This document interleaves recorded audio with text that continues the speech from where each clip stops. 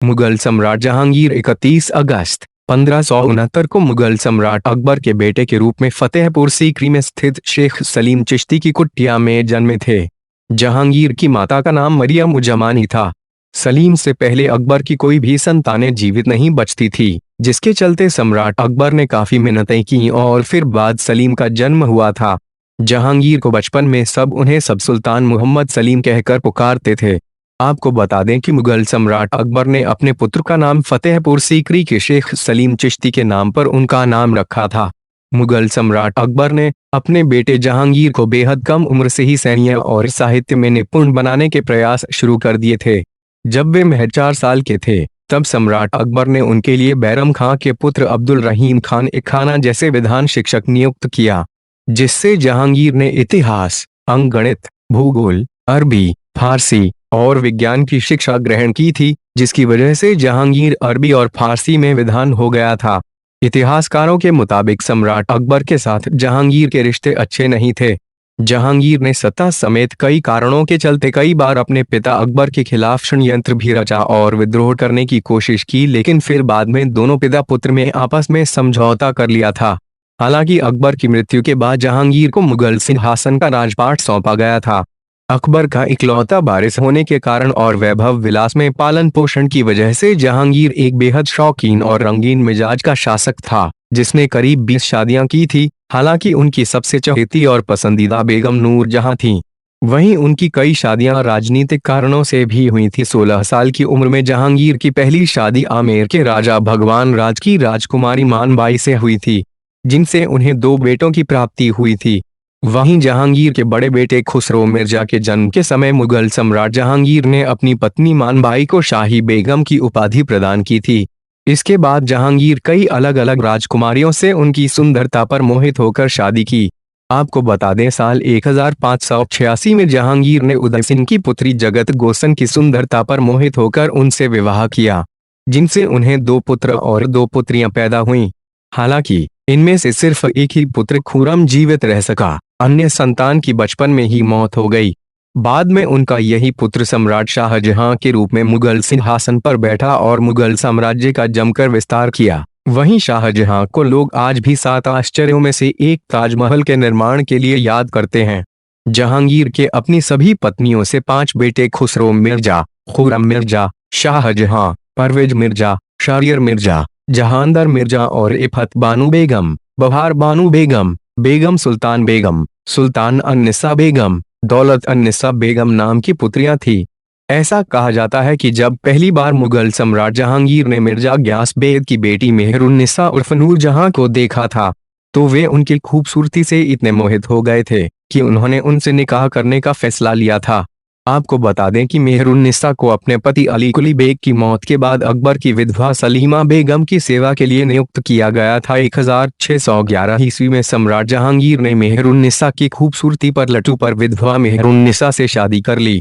वहीं शादी के बाद सम्राट जहांगीर ने उसे नूरमहल और नूरजहां की उपाधि दी थी। इसके साथ ही जहांगीर ने अपने राज्य की सारी शक्तियां भी नूरजहां बेगम के हाथों में सौंप दी थी।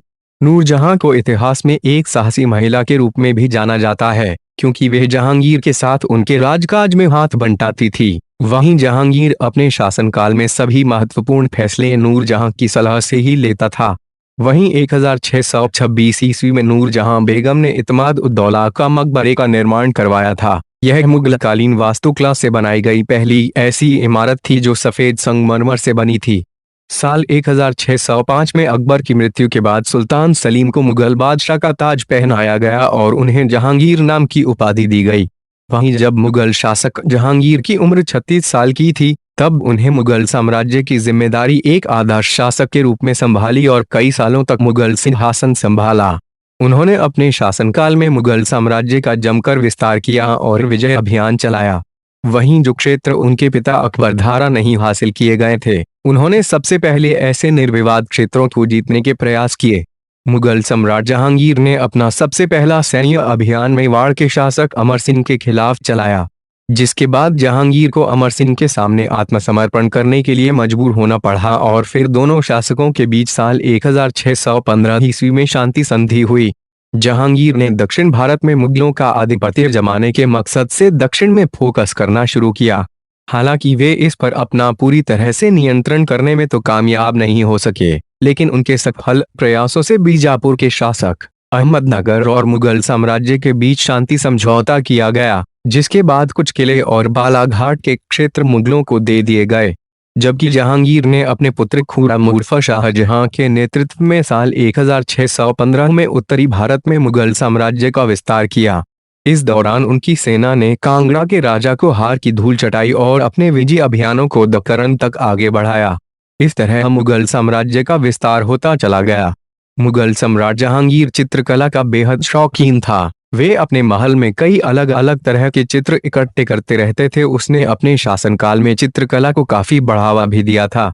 यही नहीं, जहांगीर खुद के एक बेहतरीन आर्टिस्ट थे। मनोहर और मंसूर बिश्नदास जहांगीर के शासनकाल के समय के मशहूर चित्रकार थे। जहांगीर के शासनकाल को चित्रकला का स्वर्णकाल भी कहा जाता है। वहीं मुगल सम्राट ने जहांगीर ने अपनी आत्मकथा में भी लिखा है कि कोई भी चित्र, चाहे वे किसी मृतक व्यक्ति या फिर जीवित व्यक्ति द्वारा बनाया गया हो, मैं देखते ही तुरंत बता सकता हूं कि यह किस चित्रकार की कृति है। मुगल सम्राट जहांगीर जब मुगल सिंहासन की बागडोर संभाल रहे थे, तभी उनके सबसे बड़े बेटे खुसरो ने सत्ता पाने के लालच में अपने पिता जहांगीर पर 1606 ईस्वी में षड्यंत्र आक्रमण करने का फैसला लिया था, जिसके बाद जहांगीर की सेना और खुसरो मिर्जा के बीच जालंधर के पास युद्ध हुआ और जहांगीर की सेना खुसरो को हराने में सफल रही और इसके बाद उन्हें जेल में डाल दिया गया। इसके कुछ समय बाद ही खुसरो की मृत्यु हो गई थी। वहीं जहांगीर को जब पता चला कि खुसरो द्वारा उनके खिलाफ विद्रोह में सिखों के 5वें गुरुवार अर्जुन देव ने मदद की है, तो उन्होंने अर्जुन देव की हत्या करवा दी। जहांगीर ने कुशल और आदर्श शासक के रूप में अपने शासनकाल में न्याय व्यवस्था को ठीक करने के भी उचित कदम उठाए।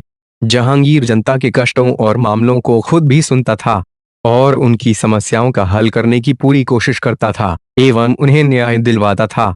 इसके लिए जहांगीर ने आगरे के किले शाह बुर्ज और यमुना तट पर स्थित पत्थर के खंबे में एक सोने की जंजीर बंधवाई थी, जिसमें करीब 60 घंटियां भी लटकी हुई थी, जो कि न्याय की जंजीर के रूप में प्रसिद्ध हुई। दरअसल कोई भी फरियादी मुश्किल के समय इस जंजीर को पकड़कर खींच सकता था और सम्राट जहांगीर से न्याय की गुहार लगा सकता था। करीब 40 गज लंबी इस न्याय की जंजीर को बनवाने में काफी ज्यादा लागत खर्च हुई थी। वहीं जहांगीर को न्याय की जंजीर के लिए आज भी याद किया जाता है। साल 1627 में जब मुगल सम्राट जहांगीर कश्मीर से वापस लौट रहा था, तभी रास्ते में लाहौर, पाकिस्तान में तबीयत बिगड़ने के कारण उसकी मृत्यु हो गई। इसके बाद जहांगीर के मृत शरीर को अस्थायी रूप से लाहौर में रावी नदी के किनारे बने बागसर के किले में दफनाया गया था। फिर बाद में वहां जहांगीर की बेगम नूरजहां धारा जहांगीर का भव्य मकबरा बनवाया गया, जो आज भी लाहौर में पर्यटकों के आकर्षण का मुख्य केंद्र है। वहीं जहांगीर की मौत के बाद उसका बेटा खुर्रम शाहजहां मुगल सिंहासन का उत्तराधिकारी बना।